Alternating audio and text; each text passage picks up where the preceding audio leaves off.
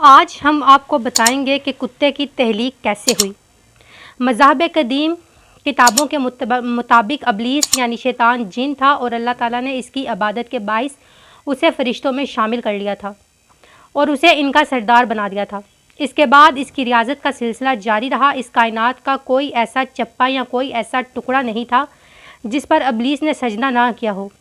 یہ ان سجدوں، ان ریاضتوں، ان عبادتوں کا نتیجہ تھا کہ اللہ تعالیٰ نے ابلیس کو فرشتوں کا سردار بنایا، لیکن پھر شیطان کا غرور کا شکار ہو گیا۔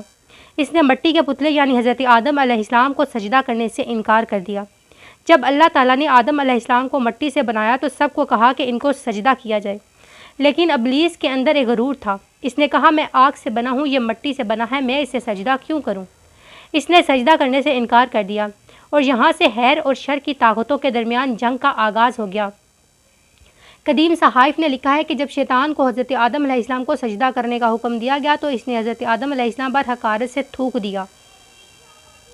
شیطان کا تھوک حضرت آدم علیہ السلام کے پیٹ پر گرا تھا اور اس کے بعد اللہ تعالیٰ نے حضرت جبرائیل علیہ السلام کو تھوک والی مٹی نکلنے کا حکم دیا تھا۔ حضرت جبرائیل علیہ السلام نے یہ مٹی نکالی تو حضرت آدم علیہ السلام کے پیٹ پر ایک چھوٹا سا سوراخ بن گیا۔ یہ سوراخ ناف کی شکل میں آج بھی ہمارے پیٹ پر موجود ہے۔ اللہ تعالیٰ نے اس ناف کی مٹی سے جس پر شیطان نے تھوکا تھا اس سے کتے کو بنایا تھا۔ کتے میں 3 خصلتیں ہوتی ہیں۔ یہ انسان سے محبت کرتا ہے۔ کتا انسان سے محبت کیوں کرتا ہے وہ بھی ہم آپ کو بتاتے ہیں، کیونکہ انسان بھی مٹی سے بنا ہوا ایک پتلا ہے اور کتا بھی مٹی سے بنا ہے، اس لیے کتا انسان سے محبت کرتا ہے۔ کتے کے بارے میں اگر آپ کو یہ بتایا جائے کہ یہ رات کو کیوں جاگتا ہے، اس کی وجہ یہ ہے کہ حضرت جبرائیل علیہ السلام ہاتھ لگے تھے اور یہ ایک انسان پر بھونکتا ہے۔ یہ انسان پر کیوں بھونکتا ہے؟ اس کی وجہ یہ ہے کہ شیطان کا تھوک شامل ہے۔ یہ جان کر حیرت ہوگی کہ کتا دنیا کی واحد مخلوق ہے جو شیطان کو دیکھ سکتا ہے۔ شاید یہی وجہ ہے کہ رات کے اندھیرے میں جب شیطانی قافلے آسمانوں سے اترتے ہیں تو کتے اوپر دیکھ کر ایک خوفناک آواز نکالتے ہیں۔ حکایت ہے کہ ایک مرتبہ جب شیطان انسانی شکل میں فرعون کے پاس آیا تو فرعون تخت پر بیٹھا تھا۔ اس کے ہاتھ میں انگور کا ایک گچھا تھا جس میں سے وہ انگور توڑ کر کھا رہا تھا۔ ابلیس نے فرعون سے کہا کیا کوئی انگور کے اس گوشے کو موتیوں میں بدلنے کی طاقت رکھتا ہے؟ فرعون نے جواب دیا۔ ابلیس نے سحر اور جادو کے زور سے اس گوشے کو قیمتی موتیوں میں تبدیل کر دیا۔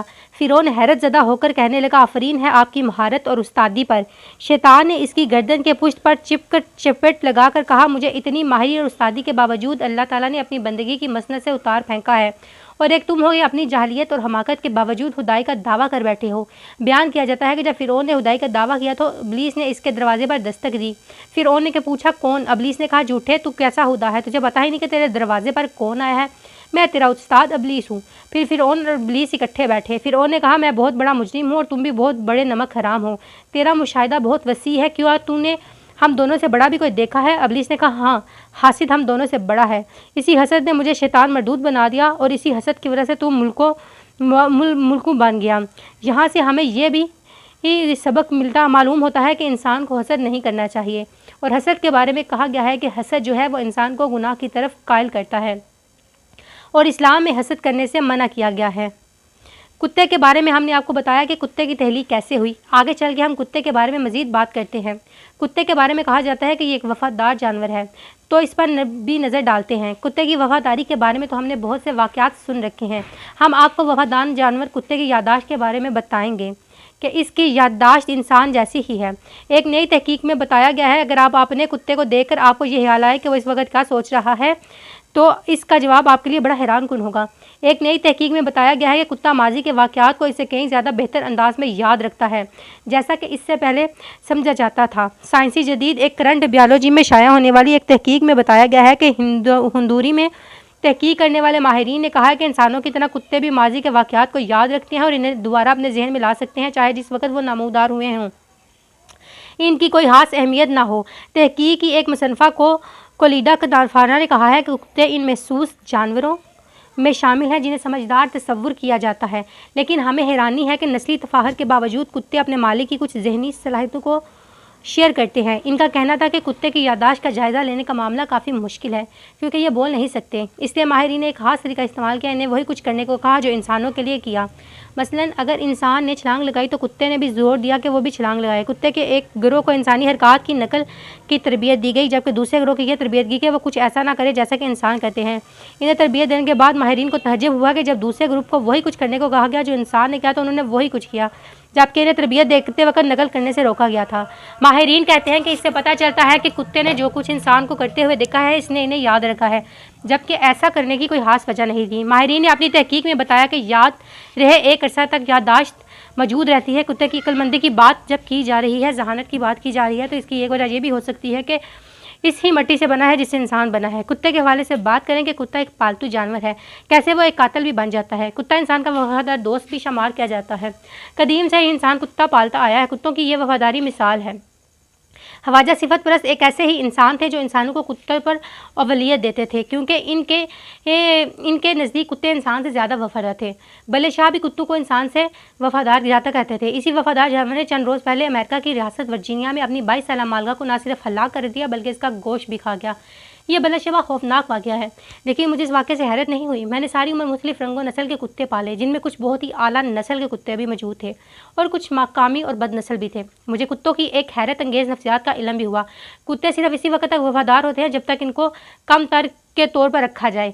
कुत्तों की नफ्सियात जानने वाले और उनकी तरबियत देने वालों के बारे में क्या कहेंगे, लेकिन मेरा ज़ाती तजर्बा ये कहता है कि कुत्ता जब तक मालों को खुद से बढ़कर समझता रहता है, इस वक्त तक वो पहरा देता है, मालक के पाँव चाटता है और दुम हिलाता है। लेकिन अगर वो मालक को कम तर समझे कि खुद को जोरीदार समझेगा तो इससे खौफनाक कोई नहीं होता।